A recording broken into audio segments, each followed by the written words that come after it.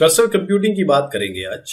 Cluster computing, cluster यानी कि कुछ कैटेगराइजेशन की तरफ हम जा रहे हैं, यानी कि एक क्लस्टर बना रहे हैं सिमिलर, जिनकी एक तरीके से कह सकते हैं प्रॉपर्टीज है या सिमिलर जो सिस्टम्स हैं उनका हम एक ग्रुप बना दे रहे हैं। क्लस्टर का एसेंशियली मीनिंग ग्रुप ही होता है, तो ग्रुप कंप्यूटिंग हम कह सकते हैं इसको।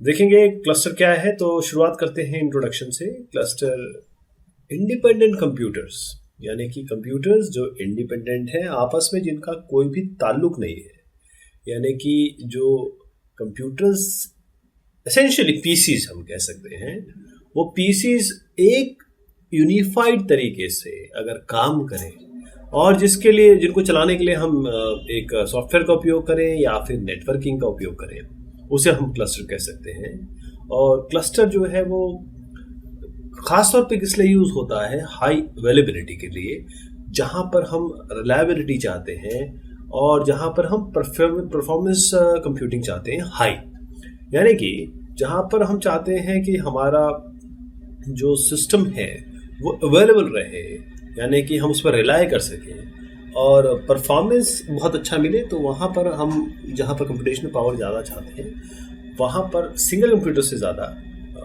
ग्रुप, अगर हम 10, 12, 20, 50 ऐसे कंप्यूटर ले लें और उनकी कंप्यूटिंग पावर देखें, तो हो सकता है कि हमको कंप्यूटिंग पावर बहुत ज़्यादा मिले, तो उसे ही हम हाई परफॉर्मेंस कंप्यूटिंग कहते हैं। तो एचए और एचपीसी काफ़ी यूज़ करूँगा मैं, इन दोनों के लिए क्लस्टर कंप्यूटिंग यूज़ होती है।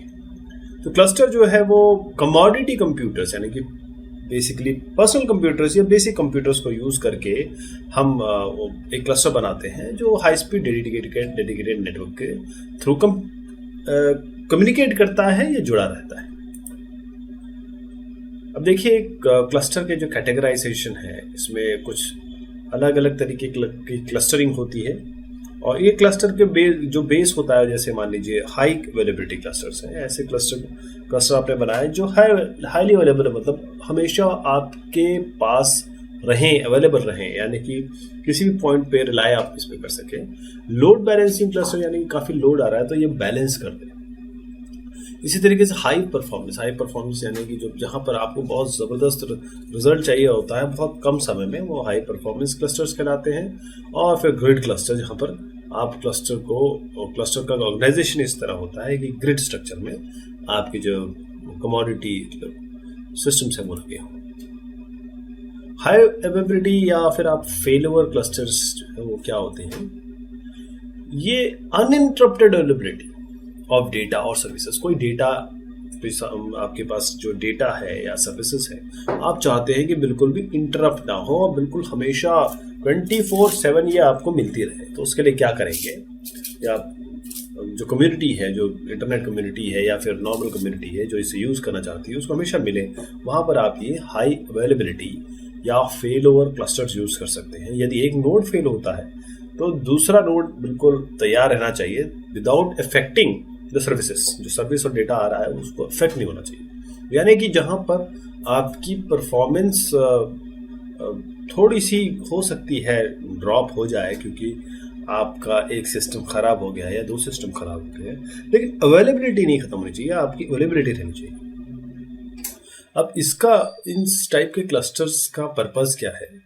प्लस इस टाइप के क्लस्टर में टाइम बहुत ज़रूरी है, अवेलेबिलिटी ज़रूरी है। ज़रा सा भी अगर अवेलेबिलिटी ख़त्म हो जाए या ना मिले तो ज़रूर जो एंड यूज़र कस्टमर है वो कहीं और चला जाएगा या फिर कहीं और अपना देख सकता है, वो इस्तेमाल कर सकता है इन सर्विसेज का।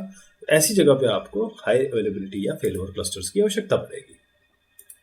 फिर जिस तरीके से देखिए ईमेल सर्वर है, आपका लोड बैलेंसर है, यहाँ लोड बैलेंसर है, ये प्राइमरी बैकअप है। तो जैसे ही आपका कुछ प्रॉब्लम आती है, बैकअप वाला रिस्टोर हो जाना चाहिए।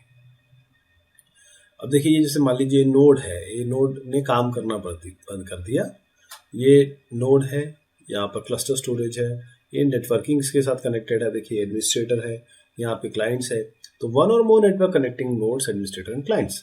यहाँ पर आप देखिए अगर यहाँ पर फेल हो जाता तो ये फेल ओवर, ये देखिए दोनों चीज़ एक ही है, तो यहाँ पर ये क्रॉस हो जाएगा, यानी कि ये अगर काम करना बंद कर रहा है तो छोड़ के ये इसका जो काम है वो ये टेक ओवर कर लेगा, नोड 2 टेक ओवर कर लेगा। इसे हम हाई अवेलेबिलिटी है, जो मिशन क्रिटिकल एप्लीकेशन में यूज़ किए जाते हैं, जहाँ पर मान लीजिए अगर बहुत ज़रूरी है कि आपका कोई भी फेलओवर एक्सेप्टेबल नहीं है, कोई भी अगर चीज़ फेल हो गई तो ये एक्सेप्टेबल नहीं हो सकता, जहाँ पर जान माल की हानि हो सकती है या बहुत ज़्यादा जिसमें आपका पैसा का नुकसान हो सकता है, वहाँ पर ही इसकी ज़रूरत पड़ेगी आपको। लोड बैलेंसिंग क्लस्टर इस तरीके से होता है कि जो रिक्वेस्ट आ रही है, इनपुट रिक्वेस्ट आ रही है, उनको ये डिफरेंट नोड्स में ये डिस्ट्रीब्यूट करते हैं। और जो हाई अवेलेबिलिटी और लोड बैलेंसिंग क्लस्टर को इनको कंबाइन किया जा सकता है ताकि रिलायबिलिटी, अवेलेबिलिटी, स्केलेबिलिटी आपके एप्लीकेशन डेटा सर्विसेज की और बढ़ जाए, जैसे कि आपका वेब है, मेल है, न्यूज़ है, एफटीपी सर्विस है, और जिसमें हर एक नोड जो होगा वो इतना कैपेबल होगा ताकि ये रिक्वेस्ट जो आएगी उनको हैंडल करने में कैपेबल हो, यानी उसके लिए तैयार हो। खासतौर पे जैसे वेब होस्टिंग एनवायरनमेंट है, वहाँ पर आप देखेंगे कि इस टाइप का डिस्ट्रीब्यूशन होगा। अब लोड बैलेंसिंग इस तरीके से होती है कि ये लोड बैलेंसर होता है, जैसे ही लोड आएगा इसके पास ये अपने आप बैलेंस करेगा अलग अलग इंस्टेंसेस पे। देखिए ये आपका अलग अलग क्लाइंट है, यहाँ इंटरनेट है, ये एक्टिव लोड बैलेंसर है। This will balance the load to different servers. ये अपने आप इसमें सॉफ्टवेयर होगा या फिर एप्लीकेशन होगा जो इसको डिस्ट्रीब्यूट करेगा। तो ये दूसरे टाइप का आपका क्लस्टर हो गया। इसी तरीके से आपके पैरेलल डिस्ट्रीब्यूटेड प्रोसेसिंग क्लस्टर्स होते हैं। उसमें क्या होता है कि बहुत सारे प्रोसेसर एक साथ एक पैरेलल कंप्यूटर में काम करते हैं। ये बहुत सारे जो मल्टीपल प्रोसेसर हैं, बहुत सारे प्रोसेसर जो काम कर रहे हैं, ये एक सिंगल मेमोरी शेयर करते हैं, सिंगल बस इंटरफेस को शेयर करते हैं। तो सिंगल मेमोरी और सिंगल बस को ये बस इंटरफेस को शेयर करते हैं एक ही कंप्यूटर में। इस टाइप के क्लस्टर में आपको अवेलेबिलिटी के साथ साथ परफॉर्मेंस भी मिलेगा, स्केलेबिलिटी भी मिलेगी, जहां पर खास तौर पे कंप्यूटेशन एक्सटेंसिव या डेटा इंटेंसिव आपके काम हो। क्योंकि यहाँ पर बहुत सारे चीज़ें, प्रोसेसर जो है, बहुत सारे मल्टीपल प्रोसेसर एक साथ काम कर रहे हैं एक काम पे। अगर एक प्रोसेसर काम करेगा तो कुछ समय लगेगा, बहुत सारे प्रोसेसर काम कर रहे हैं किसी काम पे तो बहुत कम समय में काम हो जाएगा। यहाँ पर कंप्यूटेशन और डेटा इंटेंसिव काम। अब ये देखिए क्लस्टर के कंपोनेंट्स अलग अलग, जैसे क्लस्टर नोड है आपके, क्लस्टर नेटवर्क है, नेटवर्क का कैरेक्टराइजेशन है। ये सारी चीज़ें आपकी एक क्लस्टर को बनाने में बेसिक बिल्डिंग ब्लॉक का काम करती है। काम कैसे करता है ये काम थोड़ा समझिएगा। यूज़र अपना जॉब सबमिट करेगा, जॉब ये जो भी जॉब आया है ये एप्लीकेशन इसे देखेगा और कहाँ किस क्लस्टर में किस तरीके से काम कर रहे हैं देखेगा। जॉब शेड्यूलर होगा साथ में, वो असाइनमेंट करेगा कहाँ पर कैसे काम होना है। क्योंकि देखिए जैसे मैंने आपको स्टार्टिंग में डेफिनेशन बताया था कि एक सॉफ्टवेयर और एक नेटवर्क इस तरीके से सॉफ्टवेयर मैनेज करेगा नेटवर्क फॉर्म में डिफरेंट कंप्यूटर्स का, डिफरेंट कमोडिटी कंप्यूटर्स जो एक साथ काम कर रहे हैं। तो एक जॉब शेड्यूलर का काम है कि जॉब को शेड्यूल करेगा अलग अलग सिस्टम जो कनेक्टेड हैं आपके क्लस्टर में, और फिर उसके बाद जब रिजल्ट आ जाएगा तो वही क्लाइंट को थ्रू फाइल्स या डेटाबेसेस के फॉर्म में उसको रिजल्ट वापस लौटा देगा। टिपिकल फॉर्म देखिए क्लस्टर लेआउट का, आपको पब्लिक नेटवर्क है, यहाँ पर फ्रंट एंड है, ये स्विच है और यहाँ पर अलग नोड हैं जो आपके क्लस्टर के डिफरेंट सिस्टम्स हैं। क्लस्टर का आर्किटेक्चर थोड़ा समझिएगा।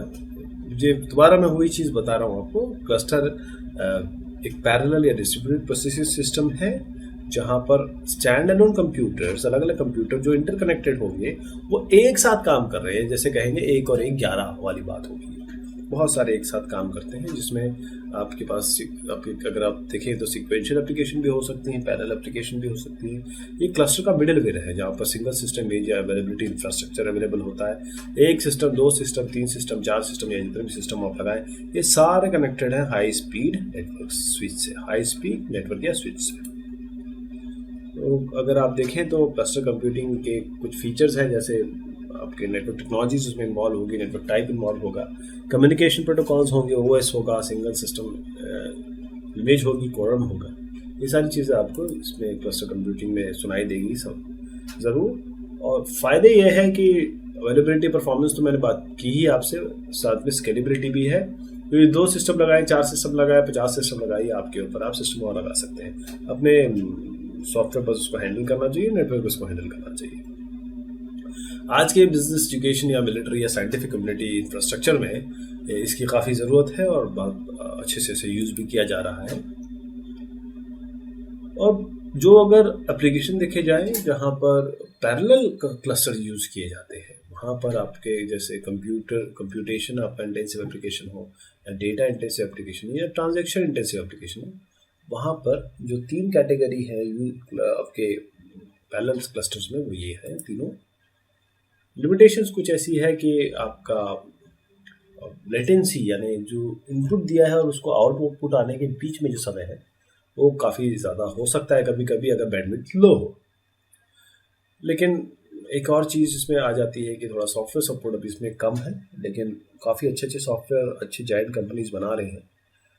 थोड़ा सा इंटरेक्शन, मिक्स्ड एप्लीकेशन वर्कलोड और सिंगल टाइम शेयर कंप्यूटर में के बीच में थोड़ी सी एक इंटरेक्शन की कमी हो सकती है क्योंकि एप्लीकेशन अलग टाइप के हैं, सिस्टम्स अलग टाइप के हैं। इसमें थोड़ी सी एक प्रॉब्लम आती है, but still with the variety of solutions which are available.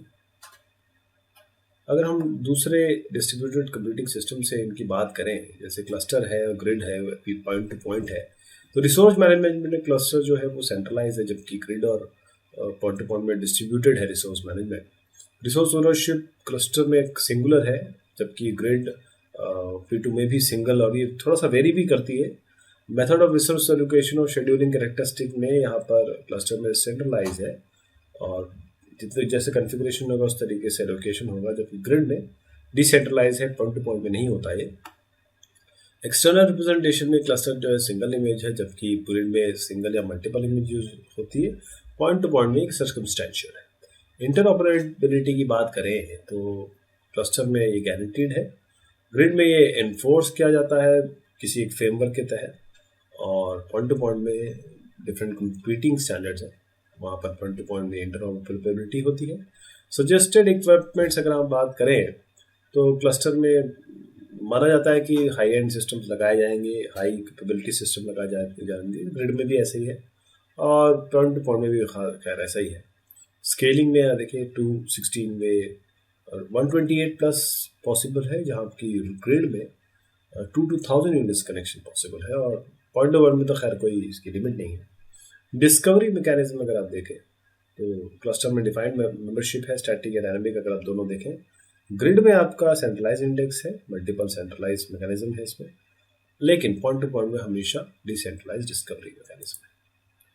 Conclude करेंगे, कंक्लूजन मैंने कहना चाहूँगा कि बहुत रिसर्च प्रोग्राम का सेंटर है क्लस्टर कंप्यूटिंग, क्योंकि price to performance ratio commodity cluster की बहुत अच्छी है, और क्योंकि नोड्स जो इसमें है, जो कमोडिटी सिस्टम्स की बात कर रहे हैं, ये क्लोन्स हैं। तो अगर क्लोन्स यानी आप एक तरीके से समझ लीजिए, अगर डुप्लीकेट कह सकते हैं क्लोन्स, और अगर कहीं फेलियर होता है तो आप दूसरी जगह आपको चीज़ें अवेलेबल मिलेगी और थोड़ा सा परफॉर्मेंस हिच हो सकती है, लेकिन रिलायबिलिटी और अवेलेबिलिटी सब रहेगी। ये फ़ायदे हैं क्लस्टर में। तो जहाँ पर अभी मैंने पूरे डिस्कशन के इसमें बताया आपको कि जहाँ पर जैसी आपकी रिक्वायरमेंट होगी वहाँ पर क्लस्टर आप उस हिसाब से यूज़ करेंगे। बहुत शुक्रिया, बहुत मेहरबानी, बहुत मैंने ब्रीफ इंट्रोडक्शन दिया है। अगर आप प्लस में इंटरेस्टेड हो तो और ज़्यादा डिटेल में पढ़ने की कोशिश करें। Thank you so much.